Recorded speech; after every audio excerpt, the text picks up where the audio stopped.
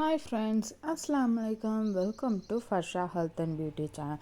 First of all உங்களோட ப்ரிஷியஸான time ஒதுக்கி என்னோடய வீடியோ பார்க்க வந்த உங்கள் எல்லாருக்கும் மிகப்பெரிய நன்றி. ஓகே, நாம் இன்றைக்கி என்ன வீடியோ பார்க்க போகிறோன்னா, உங்கள் குழந்தைங்க ரொம்ப வீக்காக இருக்காங்கன்னு நினச்சிங்கனாலோ இல்லாட்டி உங்கள் குழந்தைங்களுக்கு போன் ஸ்ட்ரென்த் வேணும் அப்படின்னு நினச்சிங்கனாலோ கண்டிப்பாக இந்த ரெசிபி ட்ரை பண்ணி பாருங்கள். ப்ரெக்னெண்ட்டாக இருக்கிற லேடிஸ்க்கு முதல்ல போன் ஸ்ட்ரென்த் தான் ரொம்ப முக்கியம். இது எல்லாத்தையும் நம்ம சரி பண்ணுறதுக்கு தான் நாம் இன்றைக்கி ஒரு ரெசிபி செய்ய போகிறோம். ஹை போன் டென்சிட்டியை இன்க்ரீஸ் பண்ணக்கூடிய கருப்புளுந்து தோசை எப்படி செய்கிறதுன்னு பார்க்கலாம். வாங்க வீடியோக்குள்ளே போகலாம். மெஷர்மெண்ட் கப்பில் ஒரு கப் அளவுக்கு தோல் நீக்காத முழு கருப்புளுந்து நாம் அதை ஊற வச்சிக்கலாம். இதில் நீங்கள் இந்த வெள்ளை உளுந்து அதெல்லாம் யூஸ் பண்ணக்கூடாது. இந்தமாரி கருப்புளுந்து தோலோடு நம்ம வாங்கி யூஸ் பண்ணுறப்ப தான் நமக்கு அந்த போனோட டென்சிட்டி நல்லா இன்க்ரீஸ் ஆகும். ஸோ இதே நீங்கள் வாங்கி யூஸ் பண்ணிக்கோங்க. அதுக்கப்புறம் இட்லி அரிசி ஒரு 3 டேபிள் ஸ்பூன் இல்லாட்டி 4 டேபிள் ஸ்பூன் அளவுக்கு அதையும் எடுத்து ஆட் பண்ணிக்கலாம்.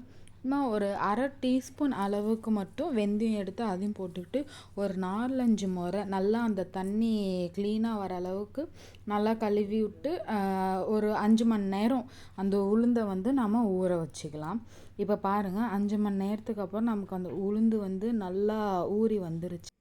நான் இன்றைக்கி கொஞ்சமாக தான் மாவு அரைக்க போகிறனால நான் மிக்சி ஜாரில் இது பண்ணிக்கிறேன். நீங்கள் கிரைண்டரில் கூட போட்டு அரைச்சிக்கலாம். நம்ம ஊற வச்ச உளுந்து அரிசி வெந்தயம் எல்லாம் ஒரு ஜாரில் கொட்டிட்டு அது கூட 2 இன்ச் அளவுக்கு இஞ்சி, 2 பச்சை மிளகா, அரை டீஸ்பூன் அளவுக்கு ஜீரகம், அரை டீஸ்பூன் மிளகு, ஒரு கைப்பிடி அளவுக்கு மல்லி இலை, இது எல்லாத்தையுமே கொஞ்சமாக தண்ணி ஊற்றி நான் பாருங்கள் இந்த மாவு இந்த பேட்டர் கன்சிஸ்டன்சி அளவுக்கு நாம் அரைச்சிட்டு வந்துக்கலாம். அரைச்சதுக்கப்புறம் தேவையான அளவுக்கு உப்பு போட்டு நம்ம இது பண்ணிக்கலாம். இந்த மாவு நமக்கு புளிக்கணும் அப்படின்றது நெசசரி கிடையாது.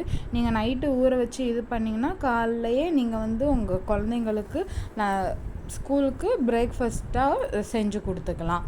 ஓகே, இந்த தோசை நான் செய்கிறதுக்கு இன்றைக்கி இரும்பு தோசைகள் தான் யூஸ் பண்ண போகிறேன். நம்ம சமைக்கிறதுக்கு இரும்பில் எந்த ஒரு இதாக இருந்தாலும் தோசை வானல் எது யூஸ் பண்ணாலும் நம்ம பாடிக்கு அயன் கண்டென்ட்டு ஹீமோக்ளோபின் இன்க்ரீஸ் ஆகும். ஸோ நீங்கள் குக் பண்ணுறப்போ முடிஞ்ச அளவுக்கு உங்களால் இரும்பிலே யூஸ் பண்ணுறதுக்கு ட்ரை பண்ணி பாருங்கள்.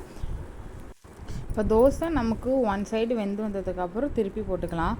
பாருங்கள், நமக்கு நல்லா ஓரளவுக்கு நல்லா கோல்டன் கலர் அளவுக்கு வெந்து வந்துடுச்சு. அவ்வளோதான். இப்போ நம்மளுக்கு ஹை போன் டென்சிட்டி இன்க்ரீஸ் பண்ணக்கூடிய தோசை ரெடி ஆகிடுச்சு. இந்த மாதிரி ஹெல்த்தி அண்ட் இன்ட்ரெஸ்டிங்கான வீடியோ உங்களுக்கு வேணும்னு நினச்சிங்கன்னா மறக்காமல் ஃபர்ஷா ஹெல்த் அண்ட் பியூட்டி சேனலை சப்ஸ்கிரைப் பண்ணிக்கோங்க. தேங்க்ஸ் ஃபார் வாட்சிங்.